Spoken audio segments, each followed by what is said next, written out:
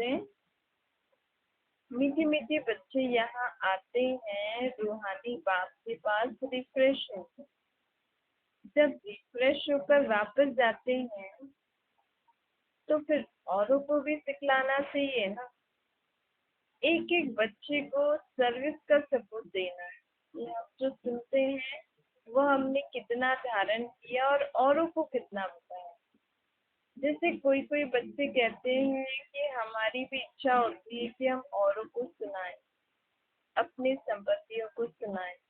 तो बच्चों को सदैव ये ख्याल रहना चाहिए कि मुझे मनसा वाचा करना तन मन धन से जो मुझे आत्मा को प्राप्ति हो रही है वह मैं औरों को भी सुनाऊं, औरों को भी प्राप्ति कराऊं। जो करेंगे उनको फिर 21 जन्मों के लिए एवजा भी तो बाप से मिलेगा ना। ये भी कमाई करने का साधन है ना। तो बाबा कहते हैं जांचो अपने आप को कि हम कुछ करते हैं, कोई को ज्ञान देते हैं, सारा दिन ये ख्यालात आने चाहिए। बस घर में भी थोड़ा सा कुछ चित्र लगा कर रख दो, कोई भी आए तो उनको सुना। बाकी घर में स्त्री पुरुष की अनबनी नहीं होनी चाहिए, कोई घमसान नहीं होने चाहिए। देखो सन्यासी लोग घर के घमसान से निकल जाते हैं ना, डोंट केयर कर चले जाते हैं, स्त्री बच्चों को छोड़ देते हैं। फिर गवर्नमेंट उनको रोकती है क्या? वह तो सिर्फ पुरुष ही निकलते हैं। अभी अभी कोई माताएं भी निकलती हैं जिनका कोई धनी धुड़ी नहीं होता है, जिनको वैराग्य आ जाता है, तो उन लोगों को भी सन्यासी पुरुष लोग बिठा सिखलाते हैं।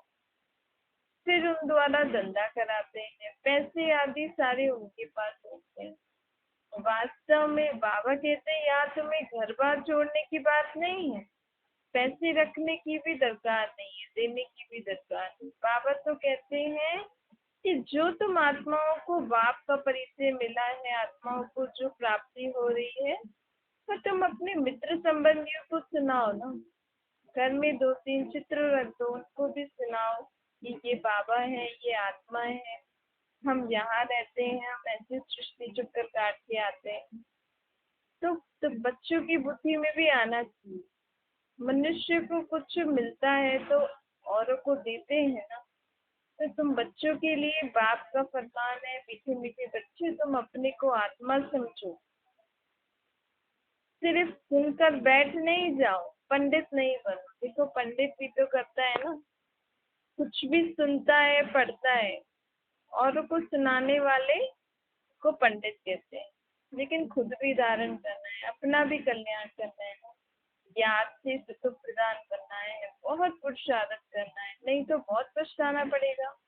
कहते हैं बाबा हम घड़ी घड़ी भूल जाते हैं, हमें और संकल्प आने लगते हैं। बाबा कहते हैं वह तो आएंगे, तुमको बाप की मदद से सुख प्रदान करना है। आत्मा जो अपवित्र बनी है उसको परमात्मा की याद से पवित्र बनाना। संकल्प तो आएंगे ना, लेकिन हमें उनको रोकना है, बाप को याद करना। बाप भी बच्चों को डायरेक्शन देते हैं। ये भी एक युद्ध है ना, सामने वाला गोली चला रहा है, हम अपने आप को लगने देंगे गोली? नहीं लगने देंगे ना, हम अपनी बचाव करते रहेंगे ना। तो ऐसे ही संकल्प तो आएंगे, लेकिन हमें बाबा की याद से, बाबा के किसी ज्ञान के पॉइंट से या कैसे न कैसे अपने मन को उस बात से निकालना है। ऐसे नहीं हमें संकल्प आ रहे तो हम भी उसके डीपनेस में चले जाए, नहीं, हमें उससे अपना बचाव करना है। ये संकल्प ही एक गोली है। जैसे किसी को गोली लग जाए तो फिर अगर ज्यादा किसी रॉन्ग पार्ट पे लग जाएगी तो मर भी जाते हैं, नहीं तो फिर ट्रीटमेंट होता है, ऑपरेशन आदि होता है। तो यहाँ भी बच्चों का यही हाल है ना, मन में संकल्प तो आएंगे, ऐसे थोड़ी हम सोचे नहीं आए तो नहीं आएंगे, आएंगे तो सही, लेकिन हमें अपने आप को बचाते रहना है, नहीं तो इन संकल्पों से हम आत्माएं भी घायल हो जाते हैं ना, कई बार तो मर भी जाते हैं। अर्थात अपने आप को उसमें इतना खो जाते हैं कि खुद को ही भूल जाते हैं। अपनी गृहस्थी संभालनी है, सब करना है, बाबा जो कहते हैं हमें श्री जी पढ़ना है, बाबा को भी छोड़ देते हैं। कभी कभी इतने संकल्प आते हैं अर्थात अपोजिशन के लिए, तो बाबा कहते हैं अब तुम्हें फरमान है कि बस मुझे याद करते रहो, तुम्हारे पाप कटेंगे। जब तक हमारी आत्मा सतो प्रधान पक्की नहीं बन जाती ना, तब तक ये बातें आती रहती है। फिर एक बार हम पक्के हो जाएंगे, हम इन पे ध्यान नहीं देंगे, तो फिर ये संकल्प आना बंद हो जाएंगे। बाबा कहते हैं ये भी ऐसे ही है ना, कोई आपके घर में आया, आपको कुछ कुछ बातें सुना रहे हैं, आपने उनको चाय पानी दिया, ये सब दिया, मतलब आपको उनकी बातों में इंटरेस्ट आ रहा है। और अगर वो बातें जो कर रहे हैं आपको इंटरेस्ट नहीं है, आप उनकी ज्यादा खातिरी नहीं करोगे, उनको रिस्पॉन्ड नहीं दोगे, तो चले जाएंगे ना। और अगर आप उनकी खातिरी कर रहे हो, वो जो जो बातें बता रहे हैं आप इंटरेस्ट से सुन रहे हो, उनको रिस्पॉन्स कर रहे हो, चाय पानी पिला रहे हो और बिठा के बातें आते कर रहे हो, तो फिर वो भी बैठे रहेंगे। तो संकल्प भी ऐसे होते हैं। आप जितना उनके बारे में और सोचते जाओगे, तो वो आपके मन में एक ख्याल मुआफिक फैलते जाते हैं, फिर ऐसा फिर ऐसा फिर ऐसा फिर ऐसा।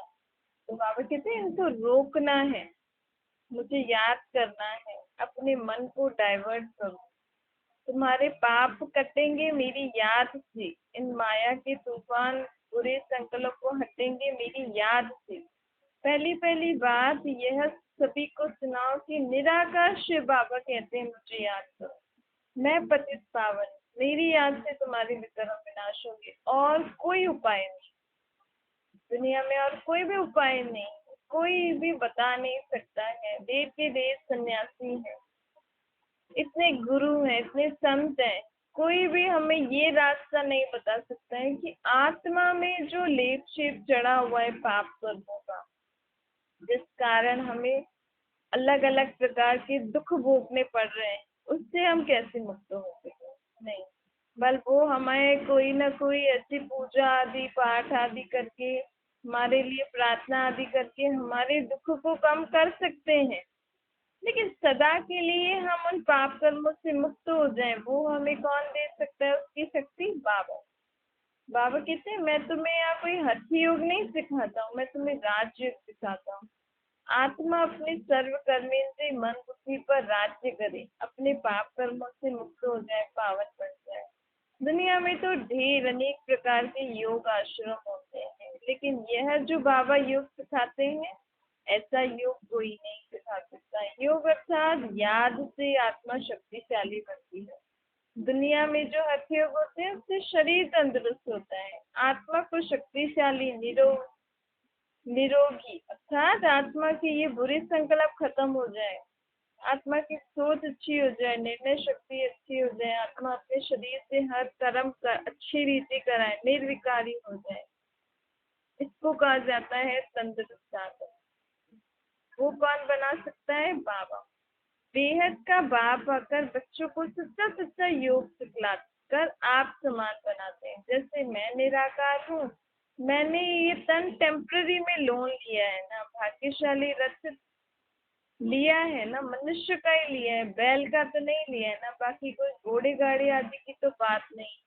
नहीं, यहाँ पे कोई लड़ाई चल रही है जो मैं तुम्हें गीता ज्ञान सुना रहा हूँ। हाँ, तुम्हारे मन में जरूर युद्ध चल रही है, अभी भी तुम्हारे मन में कोई कोई विचार चल रहे होंगे ना, तो इन्हीं विचारों के युद्ध के बीच में ही मैं तुम्हें ज्ञान सुना रहा हूँ। यही इसी युद्ध का ही गायन भक्ति मार्ग में वो लड़ाई का मैदान दिखाया है। फिर अर्जुन को गीता, कृष्ण गीता ज्ञान सुना रहे हैं। बाबा कह रहे हैं असल में ये तुम्हारे मन में जो युद्ध है ना, इस समय तुम सभी के मन में जो युद्ध चल रही है अलग अलग प्रकार की दुखों की, इस युद्ध के समय ही मैं तुम आत्माओं को ये ज्ञान देकर तुम्हें कहता हूँ कि अपने देह के संबंधी पदार्थ आदि भूल कर अपने को आत्मा समझ के मेरा ये ज्ञान सुनो। कृष्ण ने नहीं बोला और एक अर्जुन को नहीं बोला, सिर्फ हम सभी आत्माओं से बाबा कह रहे हैं, परमात्मा हम आत्माओं को कह रहे हैं। अर्जुन अर्थात अर्जुन करने वाला, सुनकर धारण करने वाला। तो जो ये कार्य करेगा, सुन के धारण करेगा, वो अर्जुन हो जाएगा। बैलगाड़ी मतलब जो उसमें घोड़े गाड़ी दिखाए, इसका मतलब तुम्हारे रथ में तुम आत्माएं बैठी हो ना। ये तुम्हारा शरीर, घोड़ा भी तो कहते हैं ना शरीर को, और शिव बाबा के कौन से घोड़े में आए, कौन से रथ में आए? ब्रह्मा के शरीर से। ब्रह्मा के शरीर में दो आत्माएं होती ना, एक शिव की और एक ब्रह्मा की, और ब्रह्मा की आत्मा ही सत्युग में जाके कृष्ण बनेगी। है तो कृष्ण की आत्मा ना, जो अभी ब्रह्मा का पार्ट बजा रही है। तो इस दृश्य का उन्होंने गीता का ये दृश्य बना दिया। एक घोड़े गाड़ी है और कृष्ण अर्जुन को ज्ञान सुना रहे हैं, सामने उनके संबंधी खड़े हैं। असल में हमारे मन में जो संकल्प आते हैं ना संबंधियों के, ये इसका गायन। अब तुमने समझा है ना, अब तुम भी लड़ाई के मैदान में हो। बाबा कह रहे हैं कि बच्चे मेरी श्रीमत पे चलो, मैं तुम्हें जो कहता हूँ तुम वो करो। और मन में संबंधियों ने जो श्रीमत दी है वो चल रही है। अब वो तो कलयुग की श्रीमत देंगे ना, हम अभी तक कलयुग की श्रीमत पे चलेंगे तो फिर हमें कलयुग में थोड़ी रहना है। अभी उनको सत्युग में नहीं चलना है, लेकिन मुझे तो चलना है ना, मुझे तो जाना है। मैंने बाबा को पहचाना है, बाबा मुझे वर्षा देने आए। उनको चलना है, नहीं चलना है, चले ही नहीं तो नहीं चले। शरीर छोड़ के तो सबको जाना ही है ना। दूसरे जन्म में हम उन आत्माओं के साथ हमारा क्या संबंध होगा हमें भी ये भी नहीं पता है। तो मैं उनके कारण अभी क्यों अपना टाइम वेस्ट करूं, जब मुझे अपने दूसरे जन्म के बारे में भगवान ने पहले ही बता दिया कि दूसरे जन्म में तुम दैवी घराने में जाने वाले हो। तो वहां हम जाएंगे तो जरूर, जब हम बाबा को पहचान लिया, हमने इतना ज्ञान सुना, हम जाएंगे तो जरूर। लेकिन वहां जाके भी मैं उच्च पद पाऊँ ना, उसके लिए मुझे मेहनत भी करनी पड़ेगी। बाबा का पूरा श्रीमत पे चलना पड़ेगा ना। बाबा कहते कोई कोई तो सीखते सीखते फिर चले जाते हैं। इसलिए अपने आप से बातें करते रहो, बाबा को रोज चार्ट देते रहो, तो फिर हम बचे रहेंगे। इन जो भी व्यर्थ बातें, व्यर्थ संग से हम बचे रहेंगे, फिर हम बाबा को कभी नहीं छोड़ेंगे। बाबा किसी कोई भी प्रकार की खिटपिट में नहीं पड़ना है। आपस में नहीं बनते हैं कई लोग, नून पानी हो जाते हैं, आपस में खिटपिट होती रहती है। खिटपिट होगी तो फिर बाबा की याद नहीं रहेगी। तो जितना हो सके ना, अब इन बातों से आप पहले से ही अपने आप को दूर करके रखो। इतना ऐसे ही काम करो कि हमारी किसी से खिटपिट नहीं हो, ताकि हम सदा ही बाबा की याद में रहकर हर कर्म करें। भले थोड़ा ही कार्य करो, अपने आप को ऐसी बातों से बचा बचा कर बाबा की याद में अब अपना थोड़े समय के लिए, जितना हम यहाँ इस दुनिया में हैं, कम से कम दूसरों को भी शांत रखें, स्वयं भी शांत रखें। क्योंकि बाबा की याद रहेगी ना, ये बाबा कहते हैं अपने अंदर हर अवगुणों को भी जांचो और मुझे बताते रहो, तो फिर वो भी निकलते जाएंगे। बाबा की मदद तो मिलती रहती है ना, हर एक को मदद मिलती है। बाबा एक है, परंतु मददगार बच्चों बगैर काम थोड़ी होगा। तो मददगार भी चाहिए।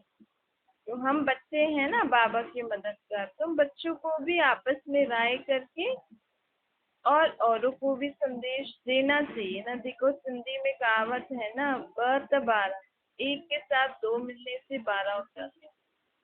तो जो भी सुनते जाते हो, मिलजुल कर अपने आसपास अपने संबंधियों को भी सुनाओ, संगठन करके राय करो कैसे हम औरों को भी बाबा का परिचय दे सकते हैं। जब हम स्वर्ग में जा रहे हैं तो हमारे और संबंधी भी तो जाने चाहिए ना। चैरिटी बिगिंस एट होम कहा जाता है ना। पहले घर परिवार से शुरू करो, फिर आसपास वालों को भी सुनाओ, आपस में मिलकर संगठन करो। ऐसे नहीं कि बाबा आप मदद करो। बाबा कहते पहले तो मददगार बनाने चाहिए ना, फिर बाबा कहते फिर बच्चे की मदद मैं करूंगा।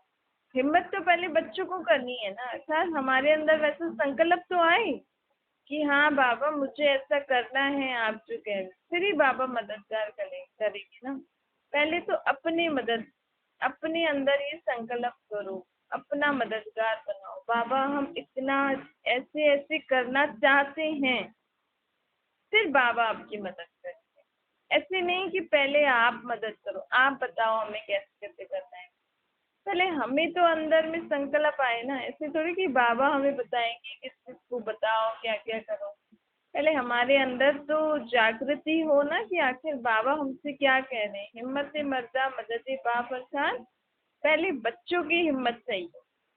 कौन कौन क्या बाबा के इस कार्य में मददगार बन सकते हैं, फिर बाबा हमारी मदद करें।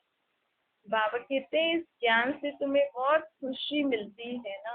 बच्चे बहुत हर्षित हो जाते हैं, आत्मा को खुशी होती है ना जब अच्छी बातें सुनने को मिलती हैं। और जो आत्मा को सही लगता है तो उसमें तो बरोबर आत्मा को खुशी होती है। वह एक ही बाप हमारा टीचर सतगुरु है ना, तो खुशी तो होनी चाहिए। दुनिया में ये बातें कोई नहीं जानते हैं, हमारा बाबा ही ज्ञान का सागर पतित पावन सर्व का सदगति जाता है। सभी का बाप एक है ना, यह और कोई की बुद्धि में नहीं है। अभी तुम बच्चे जानते हो ना, वही हमारा बाप ज्ञान का सागर, दुख का सागर, आनंद का सागर, सभी को दुखों से लिबरेट करने वाला गाइड बनकर अपने साथ ले जाने वाला है। बाबा कहते मेरे जैसा गाइड और कोई नहीं। तो जो इतनी सारी विश्व की सर्व आत्माओं को गाइड बनकर ऊपर ले जाते हैं, बाबा जैसा गाइड कोई नहीं है। तो बाप की मत पे चलना चाहिए। मददगार मदद करने के लिए बाबा तो तैयार है, लेकिन पहले बच्चों की हिम्मत चाहिए। तुम बच्चों को घर घर में ये मैसेज जरूर देना है। तुम भी मैसेंजर के बच्चे मैसेंजर हो ना। बच्चे पूछते हैं बाबा शादी से निमंत्रण आया है, जाएं? तो बाबा कहेंगे जाओ, भले जाओ। वहां पे भी थोड़ा थोड़ा युक्ति से लोगों को बताते रहो, बहुतों का कल्याण होगा ना। तो हमें हमारी बुद्धि में जब ये रहेगा, भला आप गृहस्थी में रहते हो, कहीं फंक्शन में जा रहे हो, लेकिन आप इस रीति नहीं जाओ ये हमारे इनका फंक्शन है, ये शादी है, वो है। हमेशा ये समझो कि मैं अब बाबा का हैंड हूँ, बाबा का राइट हैंड हूँ। तो मतलब मैं कहीं जा रही हूँ, मतलब बाबा के किसी कार्य के लिए जा रही हूँ। तो आप जहाँ भी जाओ हमेशा ये याद रखो, अपने अंदर संकल्प करो कि बाबा आपको यहाँ पे भी किस रीति हम सेवा कर सकते हैं, किस रीति आपका परिचय दूं। इतना तो संकल्प करोगे ना आप, इतना भी, तो भी बाबा आपको टच करेंगे। आपके मुख से किसी न किसी को बाबा के ज्ञान के शब्द जरूर आप सुनाओगे, अगर आपको ये ध्यान रहेगा तो, और आपके मन में इच्छा होगी तो बाबा अवश्य ही आपसे सेवा कराएंगे। तो बाबा कहते कहीं भी जाओ, पर शादी पे जाओ, फंक्शन में जाओ, लेकिन मन में संकल्प होना चाहिए कि मुझे सबका कल्याण करना है। इनको भी मैं बाबा का ज्ञान कैसे दूं, बाबा का परिचय कैसे दूं। यहाँ सब पाप आत्माएं हैं ना। देखो बाप को भी गाली देने में देरी नहीं करते, बाप से भी बेमुख बन गए हैं ना दुनिया वाले। तभी तो कहा जाता है विनाशकाली विपरीत बुद्धि। अब तुम्हारी मेरे साथ प्रीत बुद्धि है ना, तो मेरी मददगार बनो। मूल बात है ही स्वयं को पावन बनाना और औरों को भी बाबा का परिचय देना। ड्रामा अनुसार बाबा ने भी बूढ़ा शरीर लिया है ना, वानप्रस्थ में प्रवेश करते हैं। मनुष्य वानप्रस्थ अवस्था में ही भगवान से मिलने के लिए मेहनत करते हैं। भक्ति में तो समझते हैं जप तप आदि करना, ये सब भगवान से मिलने के रास्ते हैं, लेकिन कब मिलेंगे, कैसे मिलेंगे, कुछ पता नहीं होता। इसलिए जन जन्मांतर भक्ति करते आए द्वापर युग से। भगवान तो कोई को अभी तक मिला नहीं ना, ये नहीं समझते कि बाबा आएंगे तब, जब पुरानी दुनिया को नया बनाना होगा। क्योंकि कहा जाता है ना, भगवान ने ब्रह्मा द्वारा नई सृष्टि की स्थापना की। तो भगवान कब आएंगे, जब पुरानी दुनिया हो जाएगी। तो अब पुरानी दुनिया हो गई है ना, बाबा इसको नया बनाने आए हैं। रचयिता बाप ही है ना, चित्र तो है, परंतु त्रिमूर्ति में शिव को नहीं दिखाते। जो भक्ति मार्ग में ब्रह्मा विष्णु शंकर को दिखाते हैं, लेकिन ब्रह्मा विष्णु शंकर का क्रिएटर कौन, उनसे बड़ा कौन है, शिव बाबा को नहीं दिखाते हैं। तो भक्ति मार्ग में ये जो चित्र है ना, ये ऐसे ही है जैसे गला कटा हुआ, जैसे ऊपर किसी का शरीर का गला कटा हो, बाकी बॉडी पार्ट हो, वैसे ही ऐसे कि ब्रह्मा विष्णु शंकर तो दिखाया है, लेकिन उनका बाप तो दिखाया नहीं है। बाप की बिगड़ तो निधन के बन पड़े ना। बाप कहते मैं तुमको अब धन का बनाता हूँ, खुद की पहचान देता हूँ। 21 जन्म से हम धन के बन जाते हैं, कोई तकलीफ नहीं रहती। देखो माँ बाप होते हैं तो बच्चों को फिर अच्छी पालना मिलती है ना। माँ बाप नहीं तो बच्चे भी निधन के बन जाते हैं, तुच्छ बुद्धि बन जाते हैं।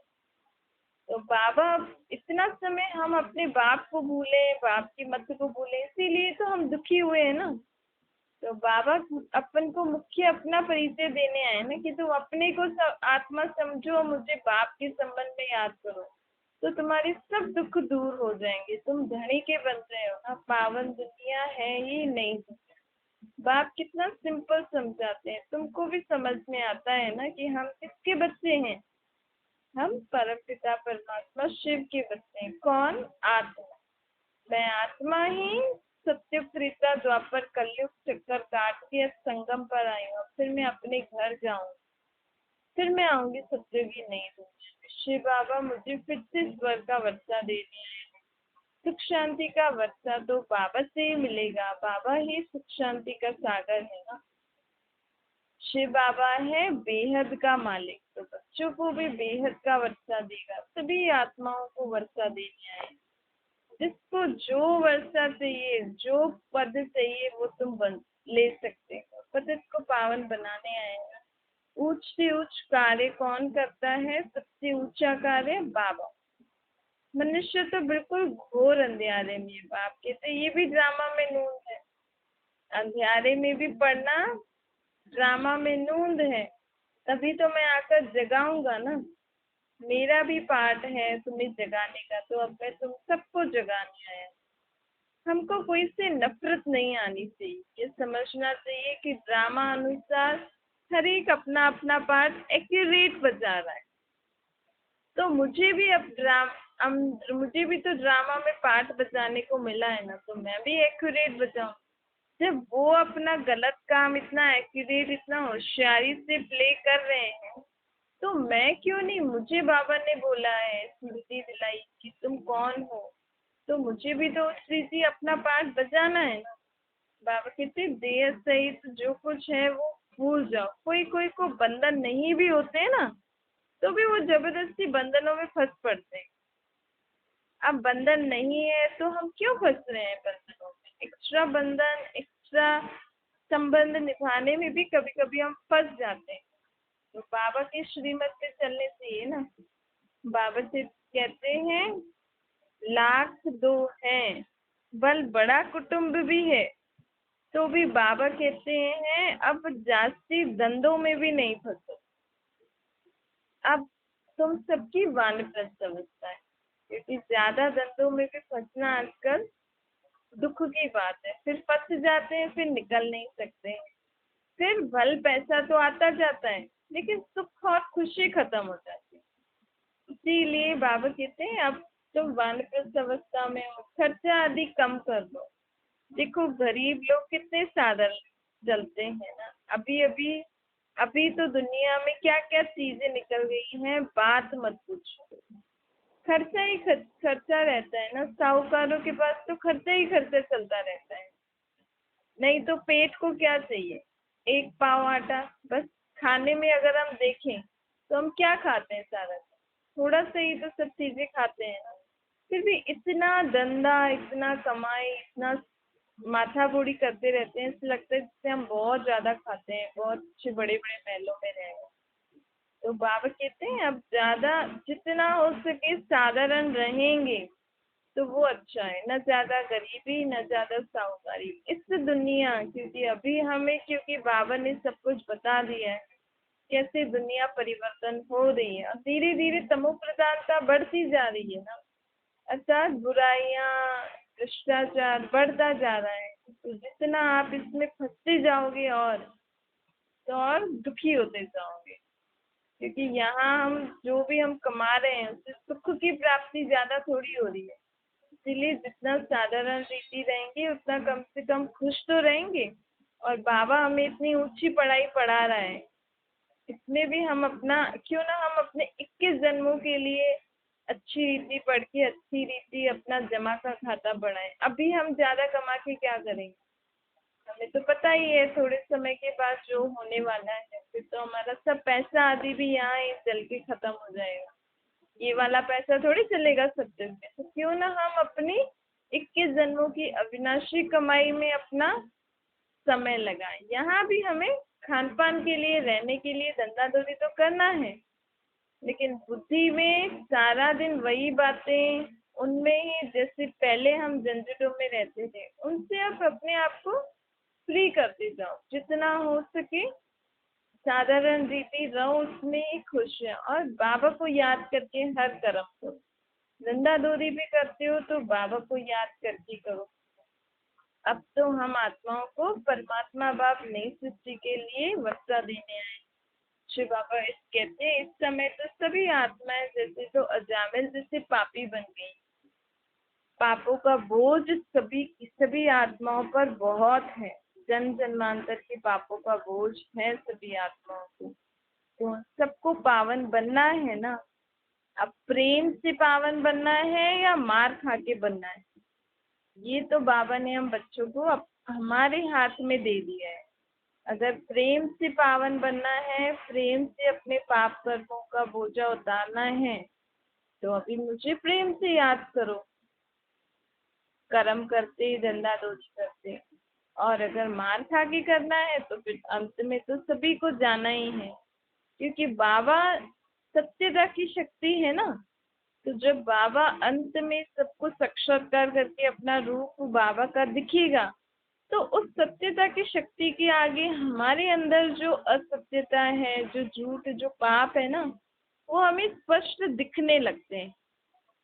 तो उस समय आत्मा स्वयं अंदर ही अंदर बहुत अंदर दुख महसूस करती है। बाबा किसी को मारते नहीं हैं, जो कहते हैं ऐसे धर्मराज सबको डंडे मारते हैं ऐसे, लेकिन वो जो सत्यता की शक्ति, बाबा का जो रूप हमारे सामने आएगा, तो ऑटोमेटिकली हमारे अंदर जो इम्प्योरिटीज होती हैं, जो असत्यता होती है, जो हमारे बुरे कर्म होते हैं ना, वो हमारे सामने आ जाते हैं। फिर हमें वो बातें एक साथ, जब इसने 63 जन्मों द्वापर इससे जो हमने बुरे कर्म किए हुए एक साथ सामने आएंगे, तो हम खुद ही डर जाते हैं, खुद ही पापों का पश्चाताप करने लग जाते हैं। तो वो सीन हमें नहीं देखना पड़े, इसके लिए बाबा को अभी ही याद करके अपने जन्म जन्मांतर के पापों से मुक्त हो जाओ। अच्छा मेरे बच्चों प्रति माता पिता बाप दादा का याद प्यार और गुड मॉर्निंग रूहानी बाप की हम सभी रूहानी बच्चों को नमस्ते। हमारी भी रूहानी माता पिता बाप दादा को याद प्यार, गुड मॉर्निंग और नमस्ते। वरदान है, अपने मूल संस्कारों के परिवर्तन द्वारा विश्व परिवर्तन करने वाले उदाहरण स्वरूप बनो। हर एक में जो अपना मूल संस्कार है ना, जिसको हम नेचर कहते हैं, जो समय प्रति समय हमें आगे बढ़ने में रुकावट डालते हैं, उस मूल संस्कार का परिवर्तन करने वाले अब उदाहरण स्वरूप बनो, तब संपूर्ण विश्व का परिवर्तन होगा। अब ऐसा परिवर्तन करो जो कोई भी ये वर्णन नहीं करे कि इनका ये संस्कार तो शुरू से ही है। कहते ना, ये शुरू से ही ऐसा है। अब हमें वैसा नहीं बनना है, अब हमें सारे पुराने स्वभाव संस्कारों को खत्म करना है। कोई भी हमें ऐसा नहीं कहे कि इसका ये संस्कार शुरू से ही है। जब परसेंटेज में अंश मात्र भी पुराना कोई संस्कार दिखाई नहीं देगा, अपने को भी औरों को भी, मतलब सबको लगे ये तो कम्प्लीटली चेंज हो गए, मतलब पहले जैसे थे वैसा तो इनमें कुछ है ही नहीं, तो एकदम से अच्छे से हो गए बिल्कुल चेंज। जब ऐसा बोलें तब कहेंगे कि हम संपूर्ण परिवर्तन के उदाहरण स्वरूप हो गए। तो हमारे इस परिवर्तन को देख के स्वयं भी सोचेंगे ना, इनमें ये परिवर्तन कैसे आया, फिर वो ऑटोमेटिकली वो भी बाबा को पहचान लेंगे। स्लोगन है, अब प्रयत्न का समय बीत गया। जो हम कोशिश करते हैं ना कि मैं कोशिश तो कर रही हूँ, बाबा ने जो बोला ऐसा करूँ, अब कोशिश नहीं करो, अब दिल से प्रतिज्ञा कर,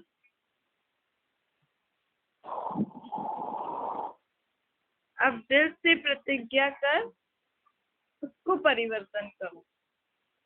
दिल से प्रतिज्ञा कर जीवन का परिवर्तन करो। अब अंदर दिल से आना चाहिए कि नहीं, मुझे ये सब कुछ जो बाबा कह रहे हैं, मुझे अपनी सोच को परिवर्तन करना ही है, मुझे अपने बोल को परिवर्तन करना ही है, मुझे अपने कर्मों को परिवर्तन करना ही है, मुझे संबंध संपर्क में जिस रीति में आती हूँ को परिवर्तन करना ही है, मुझे वैसा बनना ही है जैसा मेरा बाबा मुझे चाहता है कि ये मेरा बच्चा भी मेरे जैसा बन जाए।